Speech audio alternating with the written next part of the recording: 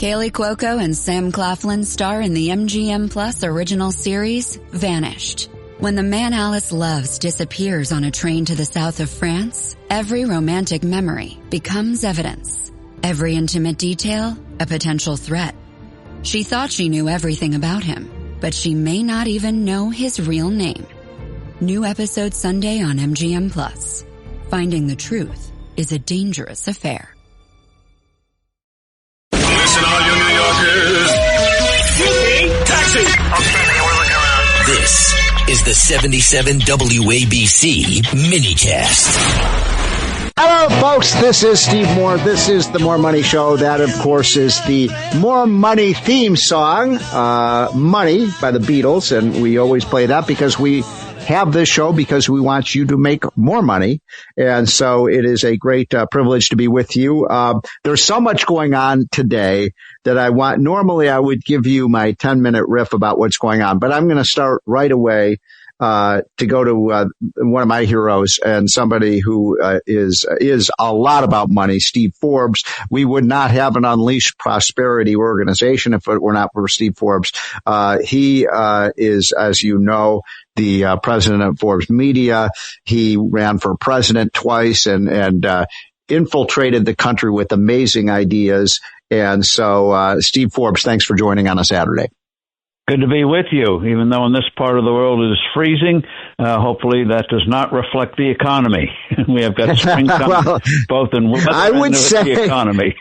I would say that this is a pretty red hot economy. And one of the reasons I called Steve yesterday, I said, I got to get you on the show because of something we were talking with Larry Kudlow about earlier, which is that we have Dow 50,000, which is really pretty amazing, Steve Forbes, because you are maybe a little older than I am, but I remember when I first got started my career, early 80s, the Dow was at about 1,000. And here we are, some 45 years later, and the Dow is at 50,000. I mean, this is one of the greatest period of wealth creations in history. And I'm old enough to remember in the mid-'70s, when we had a terrible recession, 74, 75, the Dow was in the 500s. So I can multiply that by 60-fold. Amazing. Yeah. And also, too, during the crisis of 2007, 2000 through 2009, do you look at the S&P? That's up tenfold. The Dow was up tenfold. Unbelievable. And the NASDAQ, which reached a high in the early 2000, around 2000 of 5,000, then crashed 80% down to 1,000. So it's come up more than 20-fold. So it's been quite an extraordinary ride. And so it makes you proud to be an American. We've blown away. But there's so many tangents to this story, Steve. I want to, one of the reasons, by the way, Steve Forbes should take a bow on this is because he was one of the architects of the supply side Reagan Revolution. And I do think if you wanted to point to one thing that started this, because you're right, the Dow had in the decade before Reagan came into office, the Dow actually lost about 40% of its value in real terms because of the high inflation and high tax rates.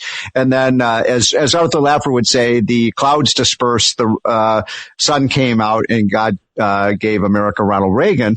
And of course, the Reagan tax cuts, along with the Volcker conquering of inflation, I would say those were the two key events that really launched this rocket ship of the American economy. And that's one thing to keep in mind with the great Reagan tax cuts that got the top rate, as you recall, from 70% down to as low as 28%. Amazing. Was imitated, not on that scale, but 50 other countries slashed their tax rates as well. So we had a great global boom right through until the early 21st century. And one of the things I hope that is going to be done in the next few months is another tax bill where we cut income tax rates explicitly, cut the corporate rate down to 15, which President Trump had wanted to do in the first round, and cut the capital gains tax to 10 or 15%. You get some real rate cuts like that, The first bill passed last year. The big thing was preventing a massive tax increase, and then we got some other good things put in there, like instant expensing, factories and tips and everything else. But now we got to go for another big one to make sure this economy lasts, and that also gets to Kevin Warsh at the Federal Reserve, getting that institution, terribly managed, not managed institution, but with a fundamentally flawed view of the world that good times cause inflation. Got to change that attitude, because we've got currency crises brewing all around the world, massive debt all around the world. And by the way, while you ernest me on a rant, one of the things that we're paying a price for now, or going to be paying more of a price, is the zero interest rate policy that Ben Bernanke and other central banks around the world, led by the Fed, brought in, that led to massive increases in debt because the money was free. It was like charging $10,000 to your credit card, and the next month's payment went down. So government debt ballooned. So we got big problems there, and we got to set a very good example here at home, like Reagan did in the 1980s. So, I was, as you were reciting some of those statistics, I'm going to give you a few more, Steve. So the top tax rate, as you just said, in 1980 and throughout the 1970s was 70%, and Reagan cut that from 70 to 28%, which is incredible. I mean, that's a 60% decline in tax rates. And of course, that led to a lot of innovation, a lot of entrepreneurship, and a lot of growth and capital coming to the United States. And then the capital gains tax was 40, and today it's at 24%. So I agree with you. We got to keep bringing that down, but still, that's quite a stimulus. And then the corporate tax that you mentioned, I believe it was around 45 to 50% when Reagan came in. I don't remember the exact 48%.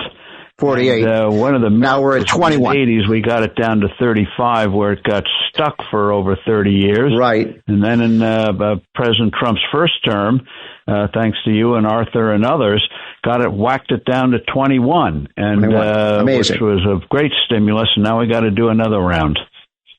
Couldn't agree more. Now, so the lower tax rates was one thing that happened. We did have sound money throughout most of this period. You're right.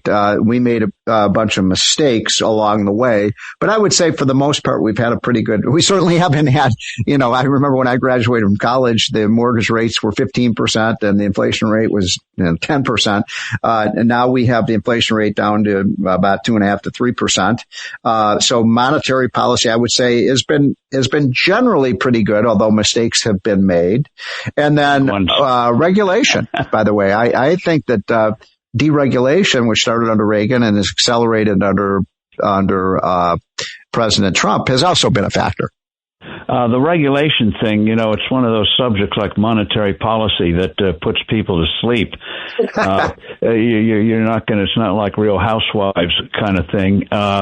No appeal there, but it is fundamental. Regulations are a form of taxation. Yes. And we've had estimates from Competitive Enterprise Institutes and others that about $2.5 trillion of regulations have been put on in recent years, which slammed manufacturing. That's what put manufacturing flat on its back. Yes. The typical average employee for a manufacturer, regulations cost $29,000 per employee versus $5,000 or $6,000 in taxes. So that's what ground our economy down, and we made some progress in Trump's first term, but of course Biden reversed it badly. Now we're getting it again, and if they keep pursuing that, as Lee Zeldin did with electronic vehicles and some of these other things, all these appliances they wanted to make so they didn't work anymore, like washing machines that couldn't wash, air conditioners that couldn't cool, heaters that couldn't heat, gas stoves, toilets that didn't flush.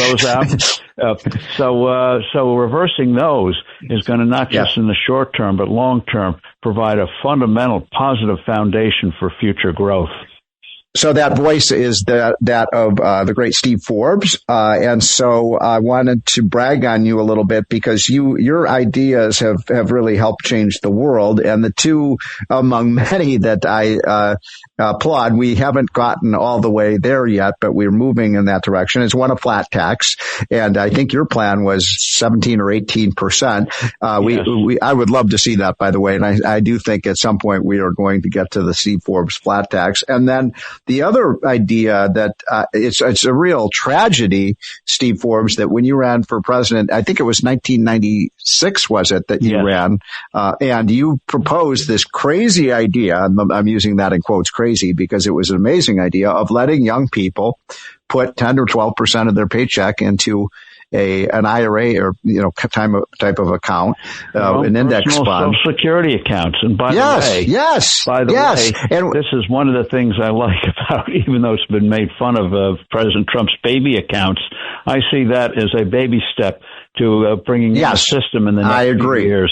I agree. So if we had done your plan, Steve, because that's radical, and people, your friend Paul Krugman said, it's too risky. Remember, too risky to put the money in the stock market.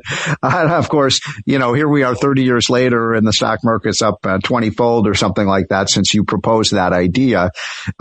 We've got to do that, don't we, Steve? We've got to let every young person, put 10, 12% of their paycheck and put it, and make it voluntary, by the way. If young people want to stay in Social Security, we'll guarantee you get the crummy benefit you get from Social Security, but under your plan, you're probably going to get 3 or 4 times more. And we would literally, if we'd done your plan, Steve Forbes, virtually every single person who's retiring today would have well over $1 million in their account.